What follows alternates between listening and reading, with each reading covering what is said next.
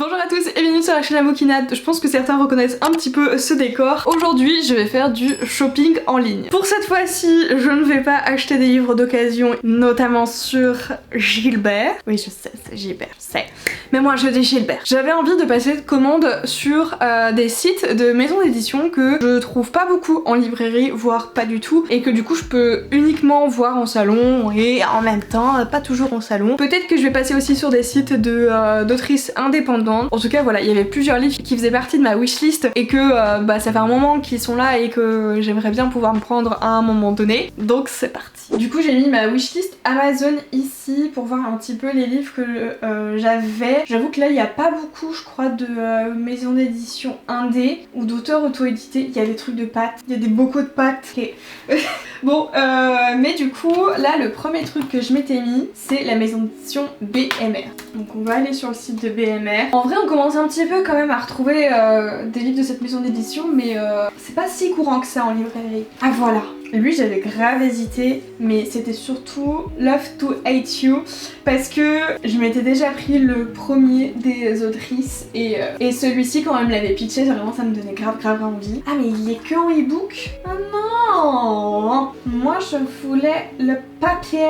Ah voilà, bon, il y avait Icebreaker que je voulais. S'il vous plaît, dites-moi que c'est pas encore une histoire d'e-book là. Mais oui, j'en vois pas, pourquoi on peut pas? Pareil ça? Ah, parution 27 septembre 2023. Mais le premier là, Icebreaker, il est déjà sorti. Donc pourquoi je peux pas? Attendez, si je tape tout bêtement Icebreaker livre, shopping, sur notre ami Google. Ok, sur la Fnac et tout je peux, mais pas... Ah, les abdominaux ça commence à être chiant. Ah non mais ça c'est en anglais. Voilà, ça commence bien cette vidéo. Tous les livres que je veux. Ah mais ça arrive le 23 août. D'accord. Une info que j'ai pas. Bon allez on passe à une autre maison d'édition, je verrai plus tard. L'autre que je voulais faire c'était Plume du Web parce que la semaine dernière je me suis pris une précommande pour un livre qui était en version collector et que j'avais déjà vu le résumé qui me donnait grave envie. Voilà c'est celui-là, L'Art du trompe-l'œil que je me suis pris et en fait il y avait d'autres livres qui m'avaient l'air plutôt sympa. Ah voilà c'était ça que je voulais voir. J'arrêtais pas de le voir passer et je sais pas ce que... C'est de la dark du coup? Alors la description. Entrer dans un gang. Ah oui d'accord. Jamais Avalon n'aurait pu l'envisager, trouver une famille au milieu de toute cette violence, encore moins, et pourtant. Et si je pensais passer ma première année d'université de la façon la plus banale qui soit, bah non, dans un gang, pas possible. Concentrée sur mes études accompagnée de 2 ou 3 amis qui n'auraient pu me préparer au tournant qu'allait prendre ma vie. J'aurais dû comprendre qu'avoir une meilleure amie, dont le frère fait partie des Devil Sons, allait être une source d'ennui, mais la dernière chose que j'imaginais c'était de me retrouver liée aux activités d'un gang païen du Michigan, en comment forger une amitié avec ses bad boys. Ouais non. En fait pas du tout. Là il y a collection Opale, collection Ruby, collection Onyx, collection Ambre. Catégorie collection Ruby. Ok, bon du coup on va peut-être pas aller tout de suite sur Ruby. Hein. Collection Opale. Ah voilà. On est un peu plus sur un délire romantique. Bon je fais ma sélection là sur le site parce que j'arrive plus à me retrouver et on reprend ensuite. Du coup c'est bon, j'ai retrouvé les livres qui m'avaient fait de l'œil, on va relire les résumés quand même. Il y a d'abord La malédiction des Athuaz, c'est de... Oula, il y a combien d'auteurs? Laure Allard Dakdeski, Morgan Schmeier. Alors, on est sur de l'urban fantasy et de la mythologie. Donc là, Maxime et Clarisse ne se connaissent pas et habitent à l'autre bout du monde, l'un de l'autre. C'est donc par hasard qu'ils se font tatouer le même jour des signes tribaux. Lors d'une rencontre fortuite à Sydney, ils réalisent que lorsqu'ils se touchent les poignets, leurs poignets les brûlent intensément et laissent apparaître d'étranges chiffres. Pour les deux jeunes gens, c'est le début d'une aventure extraordinaire qui les conduira en Nouvelle-Zélande sur les traces des dieux maoris, les Athuaz. Quel est le lien surnaturel qui les relie? Comment gérer une attirance mutuelle quand on ne peut pas se toucher? Et surtout, comment contrer la malédiction qui semble les condamner? Bon, je vais déjà me prendre ça. Donc, on va l'ajouter au panier. C'est bien un brochet, hein, c'est pas un poche. Hein. Livre broché. Ok. Allez hop, ça part pour Bibi. En vrai ça va, 14,90. C'était Bluebell, là j'étais pas sûre. Donc un prince au tempérament rigide et conservateur, une mystérieuse créature au passé trouble, la lune ancestrale du bien contre le mal, le destin pousse Blue, Néphilim orpheline et marginalisée par les siens depuis toujours, à croiser le chemin de Lysander, prince des cieux.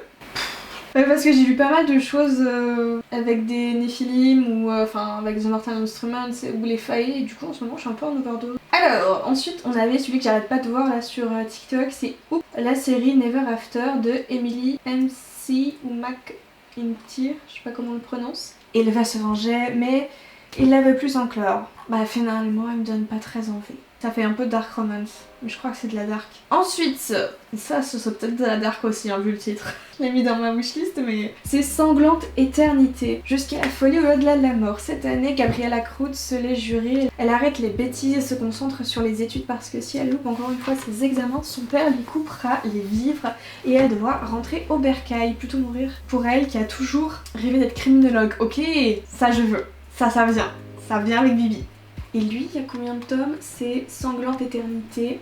Ensuite, il y avait Faded Roses, et ça pareil, je crois que c'est pas une dark. Ah non, ils disent pas que c'est une dark. Ok. Alden Hayes, célèbre guitariste des Chainlands, a l'habitude de briller sous les projecteurs, mais lorsqu'il est frappé par un drame qui lui brise la vie et le cœur, il peine à s'en remettre dans sa lourdeur.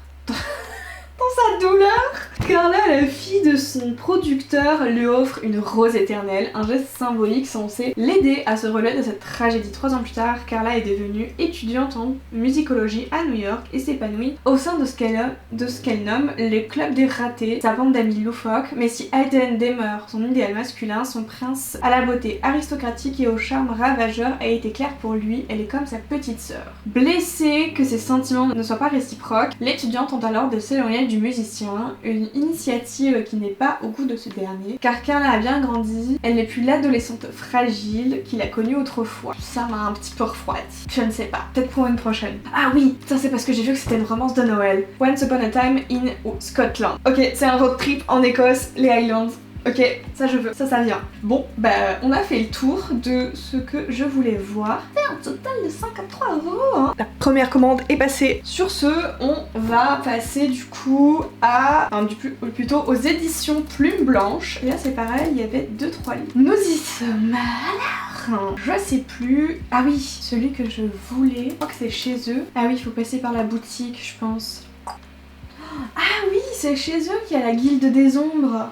Couverture du 2e tome me dérange. Secouée par la violence des conditions climatiques, l'extinction des milliers d'espèces et l'épuisement de ses ressources, la Terre pousse un cri d'alarme. Face à cette détresse et dans un ultime espoir de survie, les humains instaurent de nouvelles dispositions sociales. L'Europe annonce la création de la loi Sistra. Ah oui, ok. Kali naît dans ce monde, fillette intelligente, aimée de ses parents, son destin bascule avec l'arrivée de cette petite sœur interdite, Kaya. Ainsi la loi Sistra s'applique, les enfants seront séparés, élevés loin des leurs, pour mieux se retrouver quelques années plus tard, le jour où elles devront s'affronter, il ne doit en rester qu'une, l'autre doit s'éteindre à tout jamais. Ouais, non, c'est sûr, je prends déjà le premier tome, au moins. Là je vais lire le résumé de celui-ci, puis je vais relire le résumé de la Guilde des Ombres. Elvira Keltaur est la Kiva des clans unifiés, la chef spirituelle qui règne sur le continent glacé d'Arshka.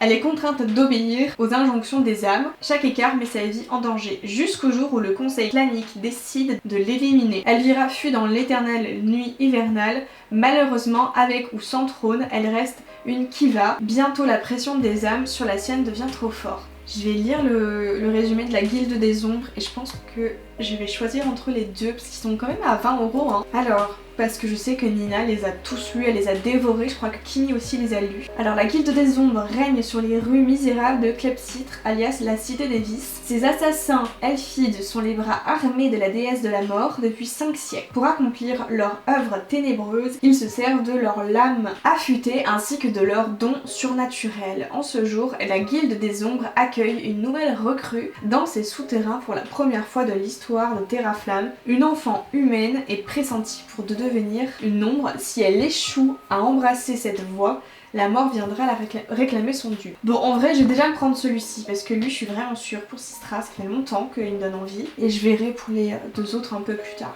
Le dernier que je m'étais mis, c'était Bookmark. Et là, il y a vachement de tri à faire. Je voulais voir là où est-ce qu'ils avaient en intégrale en ce moment. Ah ouais, c'est les Kate Dyness là. Elle voulait que je me le prenne, Isaline. Mais la hardcover là, elle y est plus. Donc, voyons voir ce qu'il y a en intégrale.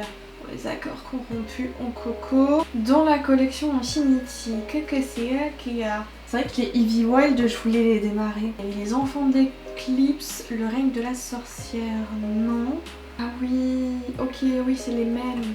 Je me dis au prochain pop-up store, peut-être ils vont le remettre. Le royaume du Nord, ah c'est le 3 là. Ah oui, ça c'est le 1. La princesse étrangère du royaume du Nord. Ah ça a l'air crasant, la couverture est super belle. Négocier ou courber les chines, se battre ou périr, au jeu du pouvoir, seuls les plus habiles s'en sortent. La princesse Eugénie a été éduquée dans l'ombre de ses aînés condamnés à un futur sans éclat. Mais lorsque leur voisin menace son royaume et qu'elle est envoyée dans le Kaiser de Sibérion pour y rencontrer leur souverain aussi impitoyable et glacial que le pays qu'il dirige, Eugénie se retrouve propulsée sur la scène politique internationale. Devenue émissaire pour son île, elle va devoir se plier aux revendications de son hôte tout en essayant de rester en vie.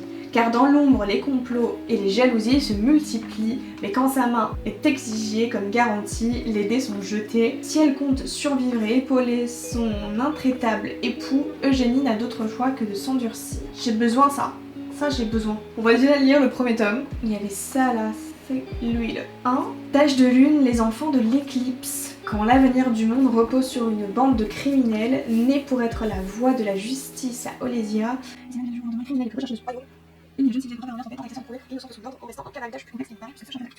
que leurs anciens alliés. Je sais pas. Baneseed. Là, il y a les 3 premiers tomes, la vache. Baneseed est une banshee aguerrie, pourfendeuse d'hommes, infidèle, violeur et meurtrier. Oh oh.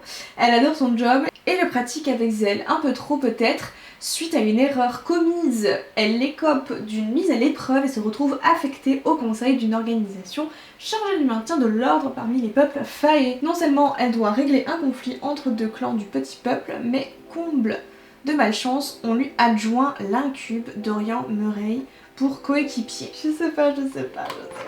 Je sais qu'il y avait une romance de Noël que j'avais vue, mais alors, où est-elle passée? Oh ça a l'air grave chou. Amour en eau trouble. Prince en danger cherche inconnu pour le sauver. Après des années de solitude cloîtré derrière les murs de son palais, à apprendre les secrets de la magie, le prince Tal se lance à la découverte du monde sur la première fois à bord du navire de son frère, le capitaine de la marine royale. Mais quand, 2 jours seulement après son départ, son équipage vient au secours d'un mystérieux jeune homme prisonnier d'une épave en flammes, l'aventure s'invite d'une façon des plus inattendues. Ayant pour mission de surveiller le détenu, Tal est surpris par la connexion intense qui le lie au malicieux Athènes. Alors quand son dernier saute par-dessus bord et disparaît, Tal s'en sent responsable, persuadé que le jeune homme n'a pu survivre en plein milieu de l'océan. I need.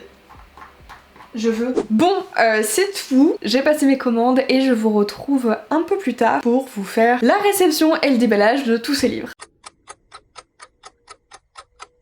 Hello, j'espère que tout le monde va bien. Ça fait déjà plusieurs semaines que j'ai pas repris cette vidéo. J'ai bien reçu du coup les 3 colis, les 3 cartons des 3 maisons d'édition. Et comment vous dire que avec le karma que j'ai cet été, j'avais un peu oublié l'existence de ce livre. Et là j'ai besoin de bonnes vibes. Du coup je vais ouvrir les colis. Les voici, les voilà. On va commencer par les éditions Plume Blanche. Encore une fois on va éviter de montrer mon adresse pour être bien. Je crois que ça fait déjà un mois. Je sais plus trop ce que j'ai pris. Donc je vais redécouvrir. C'est fou d'avoir une mémoire comme ça. Ouvre-toi. La petite facture qui va avec. Ah oui voilà. Donc là nous avons le premier tome de Sistra. Le tome 1 du coup c'est Première épreuve de Marine Stengel. Il est vraiment très beau. Un beau bébé. Ah, j'aime beaucoup là. Oui, il y a des petites illus. Enfin une petite mise en page pour le début de chapitre. Ah ça j'aime bien quand on fait ça. Je vois du coup qu'il y a 2 marque-pages. Donc le premier c'est pour Sistra justement et le deuxième c'est Parce que lire est le plus beau des voyages. Donc ça c'est le marque-page je suppose officiel ou l'un des marque-pages officiels des éditions Plume Blanche. J'ai hâte de le démarrer. Je crois que c'est mon 2e livre de chez eux. Là du coup on a le carton pour les éditions Plume du Web. Alors lui du coup il y avait 2 livres. Tout ça. Et là le scotch là, ils ont pas hésité. C'est trop bien parce qu'à chaque fois du coup ils mettent les petits flyers des nouveautés. Je suis désolée, j'ai un peu les fenêtres qui claquent, il y a un peu de vent, mais j'en profite parce que là la canne est cool, j'en peux plus. Donc, ah non oui c'est vrai, il y en avait 3. Une mémoire, vraiment.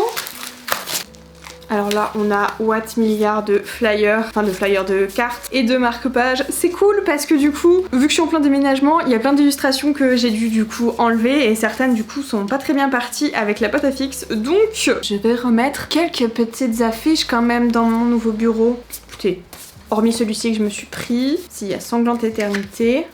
J'avais passé commande, pourquoi? Ah non, oui, j'en ai mis 3. J'étais persuadée que j'en avais pris 2. Donc le premier que j'ai, c'est Sanglante Éternité de Océane Ganem. Le voici, ça fait un petit peu un effet mat, soft touch. Ah oui, c'est vrai, c'est les meurtres ça. C'est terrible de dire ça. Bon, j'ai hâte de le lire, je sais plus si... Ouais, c'est ça, c'est dans la collection Ruby. Ok, donc c'est censé être un thriller romantique et c'est à partir de 18 ans qui est écrit sur la couverture. J'avoue que c'est écrit un petit peu plus petit. Je sais pas si certains l'ont lu, je ne sais pas ce que vous en pensez, s'il y a des trigger warnings et tout, je sais même pas s'ils en mettent eux au début, voyons voir. Ah si.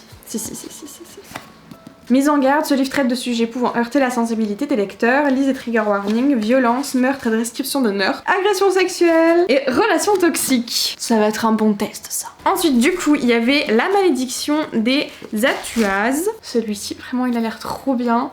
On dirait un peu le format que fait, enfin la taille et tout, que font les éditions du Chat Noir. Donc là c'est de Laure Allard Dadeski et Morgan Scheinmer. Ah oui, c'est les signes tribaux. Ok, c'est bon, ça je m'en souviens. Donc là, il n'y a pas d'âge. Ils mettent dans la collection Opale. Est-ce qu'on a un trigger warning? Le dernier de ce colis, du coup, c'est la petite romance que je voulais me prendre pour Noël. Once Upon a Time in Scotland. Là c'est pas du tout un effet soft touch hein. Là c'est vraiment un côté brillant, j'aime un peu moins. J'avoue que la couverture j'étais pas très fan mais c'était plus le résumé qui me donnait envie. La collection Ruby aussi. Bon, je présume que là il n'y a pas besoin d'avoir de trigger warning. Oh oui, une petite illu, ça j'aime bien. J'ai hâte de le lire pour cette période de Noël. Et du coup le dernier colis c'est les éditions Bookmark. Oui. Donc nous avons Amour en eau trouble de FT Lukens. Les couleurs très beau. Oh non! Elle a subi un petit coup chez la poste. Il y a pire, pas bon. J'avoue que la qualité pour le coup, ça me fait bizarre parce que c'est pas... Je sais pas, je trouve que c'est différent des livres que j'ai pu avoir de chez eux. Ok. Et l'autre que je me suis pris, c'est Le Royaume du Nord, La Princesse étrangère. Et alors celui-ci, je vais le dévorer. Pour le coup là il n'y a pas de marque-page, les deux maisons d'édition présentes il y en avait, mais je suis trop contente parce que du coup j'ai pas non plus beaucoup de livres de petites maisons d'édition ou même d'auteurs auto-édités. J'avais envie de du coup de me faire une fois une commande spéciale pour ça parce que c'est vrai que tu peux les retrouver en salon mais je trouve quand même que c'est les petits salons parce que c'est compliqué d'avoir accès à des plus gros salons quand t'as pas le budget, laisse point. Et je suis grave contente. J'ai hâte du coup de vous dire de ce que j'en pense de tous ces livres et voilà. Ça fait encore pas mal de livres hein, à rajouter à la pile à lire. Sur ce, merci d'avoir regardé cette vidéo. Si vous connaissez pas les maisons d'édition, je vous ai tout mis dans la barre d'infos. Sur ce, moi je vous souhaite de bonnes lectures et on se retrouve dans une prochaine vidéo. Bye!